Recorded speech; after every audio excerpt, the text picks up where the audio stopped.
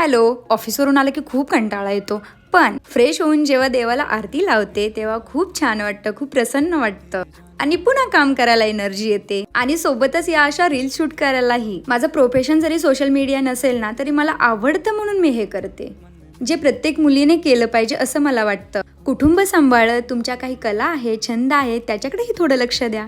आणि मला वाटतं प्रत्येक मुलीकडे काही ना काहीतरी कला असते, पण मी हे कसं करू, काय बोलतील लोक, हा विचार करत त्या कला सगळ्या मनातच राहतात. आणि त्यांचंही बरोबरच असतं, कारण काही लोक बोलतातच तसं. आता कालच मी एक रील्स टाकली होती ज्यामध्ये मी अहोंना गिफ्ट दिलं होतं, तर एवढ्या छान कमेंट्स आल्या ज्या मी गावी जाऊन सगळ्यांना घरात वाचून दाखवल्या. खूप भारी वाटलं. पण काही निगेटिव्ह लोक असतात, त्यांच्या निगेटिव्ह हे कमेंट्स आले. पण चांगली लोक आहेत तशी वाईट लोकही आहेतच ना.